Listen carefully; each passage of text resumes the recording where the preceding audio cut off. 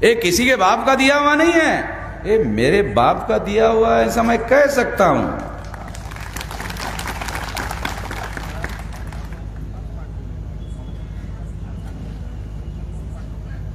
जो हरियाणा में बीजेपी की सरकार थी, मैं वहां कार्यक्रम करने के लिए रोहतक गया, उन्होंने परमिशन नहीं दिया तो ये आरएसएस की औलाद थी, मुख्यमंत्री टक्कर वहां का है।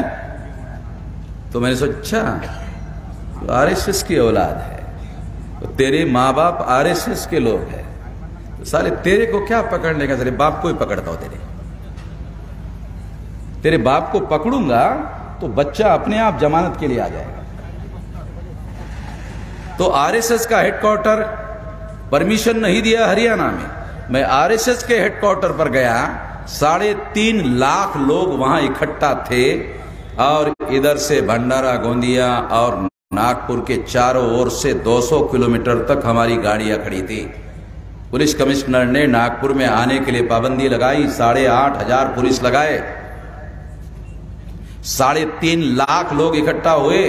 फडणवीस होम मिनिस्टर 2 और मिनिस्टरों के साथ हमारे रैली को मॉनिटर कर रहा था। फडणवीस ने कमिश्नर को मेरे पास भेजा, कमिश्नर मेरे पास आया। जब कमिश्नर मेरे पास आया तो मुझे हैरानी हुई कि कमिश्नर इंस्पेक्टर को टेलीफोन करके बोल सकता था कि वामन मेश्राम को गाड़ी में डालो, कमिश्नर ऑफिस ले आओ। इतना पावर तो कमिश्नर के पास होता है, इतनी तो अकल मेरे पास है। तो मैंने इंस्पेक्टर को पूछा, अरे ये कमिश्नर साहब क्यों आए? और फिर ये 200-300 पैरामिलिट्री फोर्सेस के लोगों को लेकर आए, इतने सिक्योरिटी में क्यों आए कमिश्नर साहब? कहा कि सारा नागपुर आपने लोगों ने घेर लिया है, आपके लोगों ने सारा का सारा नागपुर घेर लिया है। तो फिर 200-300 पुलिस लोग, पैरामिलिट्री फोर्सेस लेकर कमिश्नर साहब नहीं आएंगे तो क्या करेंगे? उनके जान को खतरा हो गया कमिश्नर साहब के। कमिश्नर साहब ने मुझे बुलाया और पूछा, आगे आपका क्या करने का इरादा है? अरे मैंने कहा, कमिश्नर साहब इधर पुलिस स्टेशन में आपने मुझे डिटेन करके रखा, मैं मैदानी जंग में नहीं हूं, फिर बताता आपको क्या करता।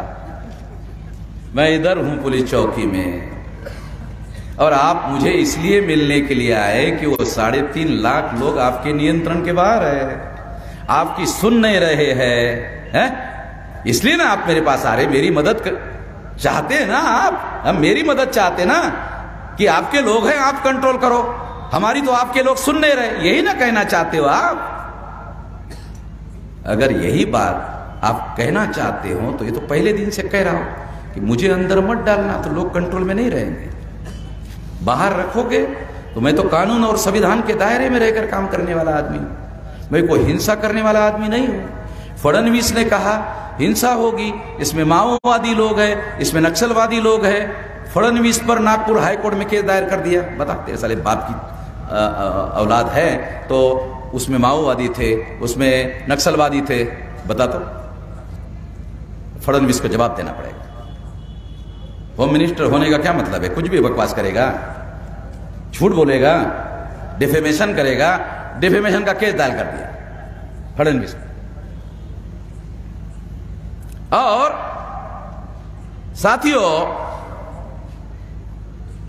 फडणवीस ने आरएसएस के हेडक्वार्टर को मैसेज दिया कि ये लोग अनियंत्रित है, ये लाखों की संख्या में कभी भी आरएसएस के हेडक्वार्टर में पहुंच सकते हैं, आप आरएसएस के हेडक्वार्टर को लॉक लगाओ और वहां से भाग जाओ। आरएसएस के लोगों ने लॉक लगाया और भाग गए। वहां जो ड्यूटी करने वाला इंस्पेक्टर था उसने मुझे बताया, किसी को नहीं बोलोगे तो बताता हूं। मैंने कहा मैं नहीं बोलता। कहा कि वो लॉक लगा के भाग गए। मैंने कहा तुम्हारा नाम नहीं बताऊंगा, मगर लोगों को जानकारी देना पड़ेगा। साथियों, वो लॉक लगा के भाग गए आरएसएस के लोग वहां से, हेडक्वार्टर से। अभी खबर आ रही है कि आरएसएस के लोग नागपुर से हेडक्वार्टर अयोध्या लेके जा रहे हैं।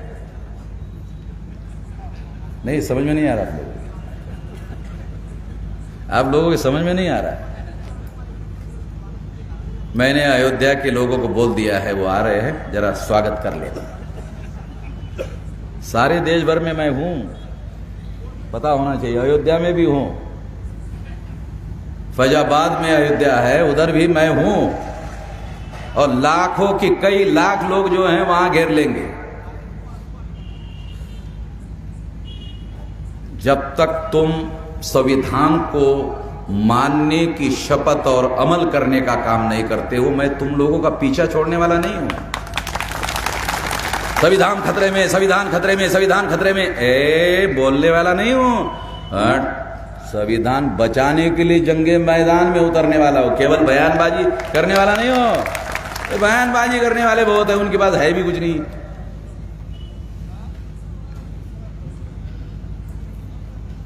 दो 2014, 2015, 2016 जब उन्होंने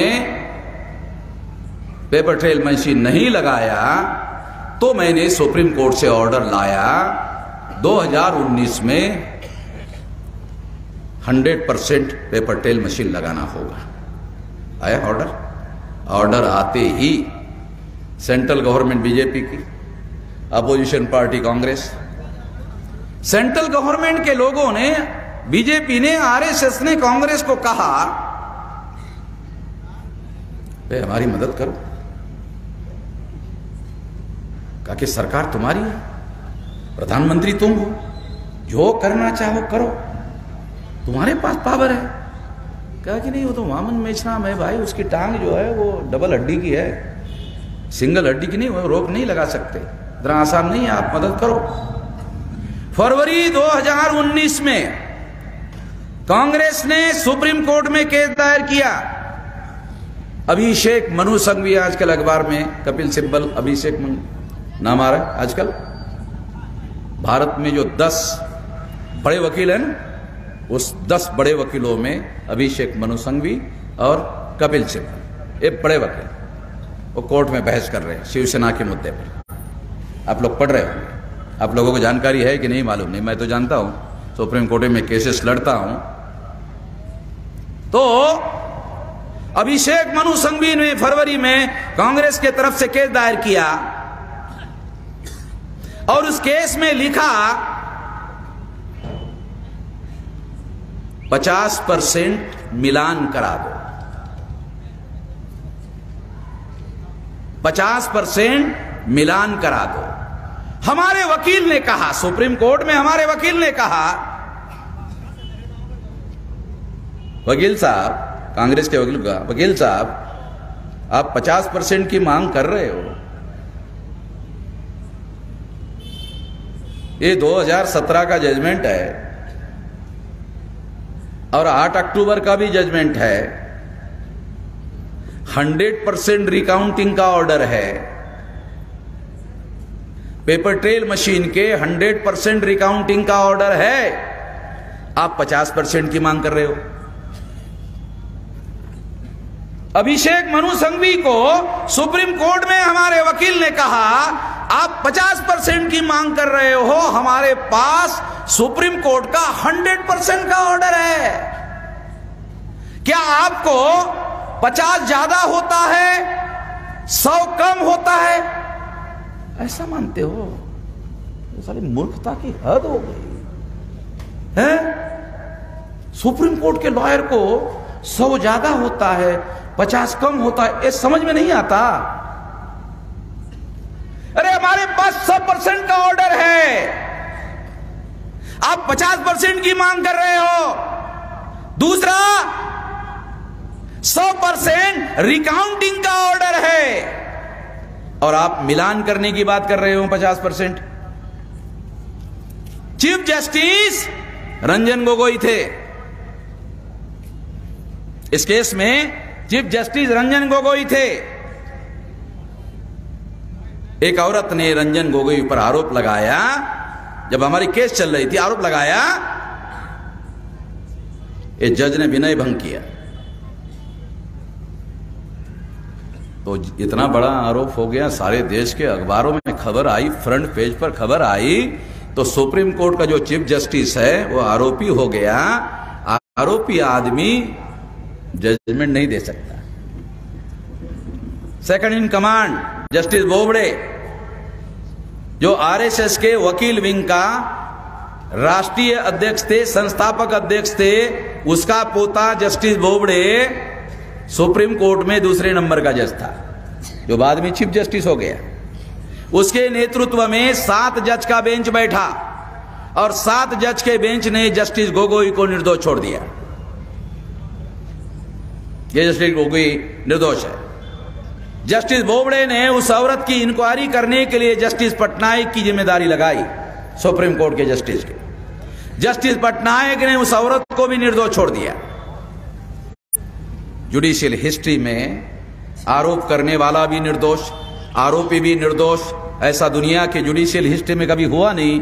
ऐसा हुआ जब मैंने ये खबर देखा, खबर सुना, तब मुझे समझ में आया खिचड़ी पक गई है, पर्दे के पीछे खिचड़ी पक गई है। और 8 अप्रैल 2019 को सुप्रीम कोर्ट ने फैसला दिया, अभिषेक मनु संघवी के केस में, कांग्रेस के केस में 50% मिलान नहीं होगा, 1% होगा। 1% में ये चोरी पकड़ो। मेरे पास 100% का ऑर्डर है, सुप्रीम कोर्ट ने ऑर्डर दिया 1% का। मेरे पास ऑर्डर की कॉपी है, ये सारी कॉपी है, सारा डॉक्यूमेंट्री एविडेंस है, सुप्रीम कोर्ट के ऑर्डर की कॉपी।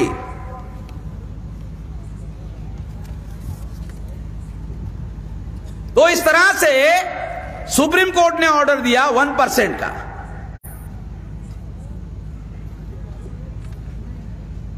जब 1% का ऑर्डर दिया, वो 1% के आधार पर अब यह घोटाला कैसे पकड़ा जाए, एक बात। दूसरी बात, एक समस्या है, उसका समाधान करने के लिए सुप्रीम कोर्ट ने फैसला दिया 100% रिकाउंटिंग का। जब सुप्रीम कोर्ट ने 100% रिकाउंटिंग का ऑर्डर दिया, तो दोबारा उसी केस को लेकर, मिलान करने की केस लेकर सुप्रीम कोर्ट में जाने की क्या जरूरत थी? एक ही मुद्दे पर सुप्रीम कोर्ट ने फैसला दे दिया है। अगर फैसला दिया हुआ है तो दोबारा उसी केस में सुप्रीम कोर्ट में केस लेकर जाने की क्या जरूरत थी? देश में क्या चल रहा है मैं आप लोगों को बता रहा हूं, कितनी भयानक बातें चल रही हैं। सुप्रीम कोर्ट को इस मुद्दे पर हियरिंग ही नहीं करनी चाहिए थी, बोलना चाहिए था, इस पर तो जजमेंट हो गया है।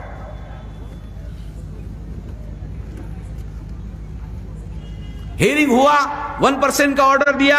ये 1% का ऑर्डर क्यों दिया? क्योंकि मेरा 100% का ऑर्डर, उसके ऊपर 1% का, तो 1% का काम होगा, 100% पीछे पड़ जाएगा। उसको दबाने के लिए 1% का ऑर्डर दिया गया। क्योंकि कांग्रेस ही केस लेकर गई, आरएसएस बीजेपी की मदद करने के लिए लेकर गई, ये तो डॉक्यूमेंट्री बोल रहा हूं। कांग्रेस के जो हाईकमांड चलाने वाले, ये इधर लोअर लेवल के लोगों का कोई दोष नहीं है, कांग्रेस के लोगों, ये इनको पता ही नहीं। वो जो है हाईकमांड, ये सारा हाईकमांड वाले लोगों का सारा खेल है। तो ईमानदार लोग हैं ये, लोअर लेवल पर काम करने वाले जो कांग्रेस के लोग हैं।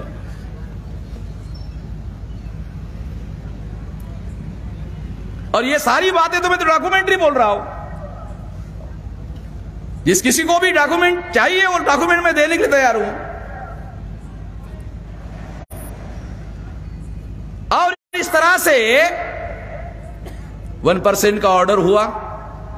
1% का ऑर्डर होने के बाद भी इतना ज्यादा घोटाला हुआ था, इतना ज्यादा घोटाला हुआ था, इतना ज्यादा घोटाला हुआ था बीजेपी के लोगों को 19 में जितवाने के लिए।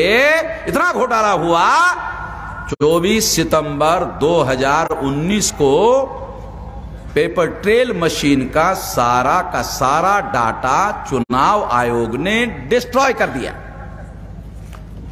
ये चुनाव आयोग ने हमें लिख कर दिया, चुनाव आयोग ने ही लिख कर दिया। ये डाटा 24 सितंबर 2019 को पेपर ट्रेल का डाटा जो घोटाला पकड़ सकता है वो डाटा डिस्ट्रॉय कर दिया, क्योंकि चुनाव आयोग को मालूम था ये डाटा जो है ये घोटाला पकड़ सकता है और सुप्रीम कोर्ट सीज करने का ऑर्डर दे सकता है, उसके पहले ही उसको डिस्ट्रॉय कर दिया। जबकि कानून में लिखा हुआ है कि ये जो डाटा है 12 महीने रखना होगा। 12 महीने का ऑर्डर है कि ये जो पेपर ट्रेल का डाटा है ये 12 महीने रखना होगा। 4 महीने में समाप्त कर दिया, डिस्ट्रॉय कर दिया। डिस्ट्रॉय करने का मतलब है सबूत को डिस्ट्रॉय किया। सबूत को डिस्ट्रॉय करने का मतलब है इंडियन पीनल कोड में क्रिमिनल ऑफेंस किया।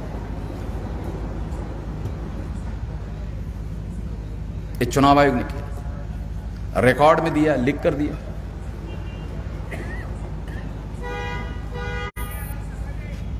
इतनी भयंकर बातें चल रही देश में, और इस तरह से 1% से भी इतना बड़ा घोटाला, 1% से। दूसरी बात, ये जो पेपर ट्रेल मशीन घोटाला पकड़ने के लिए सुप्रीम कोर्ट ने 8 अक्टूबर 2013 को और 24 अप्रैल 2017 को जो मेरे केस में ऑर्डर दिया,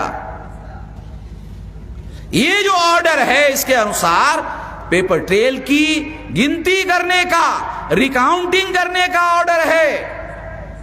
आज तक सुप्रीम कोर्ट के ऑर्डर के अनुसार पेपर ट्रेल मशीन की एक बार भी रिकाउंटिंग नहीं हुई, एक बार भी नहीं हुई।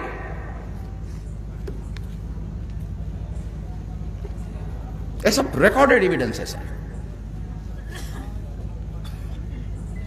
लिखित सबूत है हमारे पास सारे के सारे। आप लोग सुनकर और हैरान हो जाओगे। सुनकर मैं एक आपको डाटा थोड़ा बता देता हूं तो जिससे आप बहुत ज्यादा हैरान हो जाओगे।